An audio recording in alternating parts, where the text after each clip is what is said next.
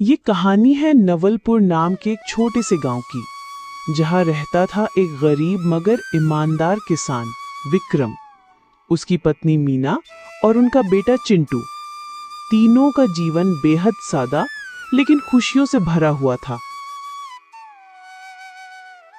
विक्रम की पूरी जिंदगी इसी खेत पर टिकी थी, मगर अब खेत ने फसल देना लगभग बंद कर दिया था। अब इस जमीन से कुछ नहीं होगा, घर कैसे चलेगा?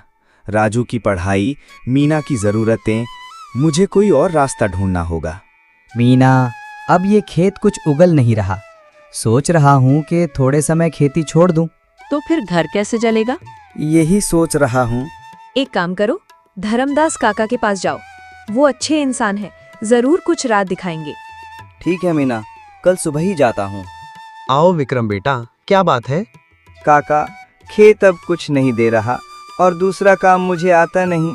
तुम चिंता मत करो, गांव के बाहर मेरी एक जमीन है, तुम वहां खेती करो, साथ में देखभाल भी हो जाएगी।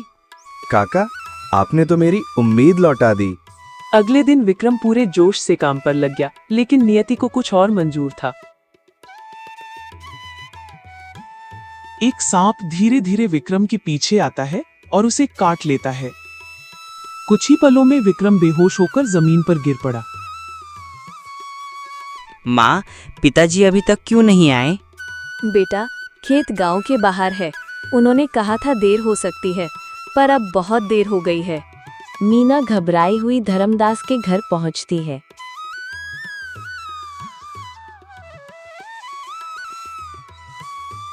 काका, विक्रम अब तक घर नहीं लौटे। क्या? अरे भोला, खेत पर जाकर देखो, विक्रम कहाँ है? भोला खेत में पहुंचता है। विक्रम बेहोश, शरीर नीला।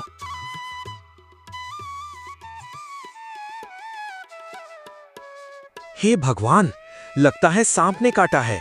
मुझे तुरंत डॉक्टर शंभुनाथ को बुलाना होगा।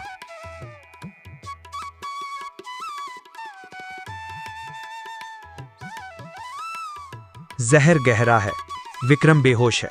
दवाएं दे रहा हूं, लेकिन अब सब ऊपर वाले के हाथ में है। मीना की आंखें भर आईं, लेकिन उसने हार नहीं मानी। माँ, अब मैं खेत पे काम करूंगा। नहीं बेटा, तू सिर्फ पढ़ाई करेगा। तेरे पापा का सपना है तू अफसर बने। मैं खेत भी संभालूंगी और तुझे भी पढ़ाऊंगी। मीना ने हर सुबह खेत में काम किया और हर दोपहर दूसरों के घरों में काम करके पैसे जोड़े। बेटा, तुझे पढ़ना है, तू एक दिन अफसर बनेगा। विक्रम की आंखें खुलती है। मीना उसके पास बैठी है। विक्रम, तुम्हें होश आ गया। मीना, तुमने सब कुछ संभाल लिया। अब सब ठीक हो जाएगा, भगवान ने हमें फिर से साथ किया है। चिंटू को सरकारी सर्टिफिकेट और पद दिया जा रहा है। माँ, पिताजी, मैं आज जो कुछ भी हूँ, आप दोनों की मेहनत और त्याग से हूँ। बेटा, ये सब तेरी माँ की वजह से है। उसका संघर्ष ही हमारा असली खजाना है।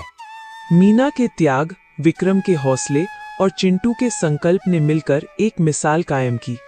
ये कहानी हमें सिखाती है कि जब एक माँ ठान ले तो वो किसी भी तूफान से टकरा सकती है।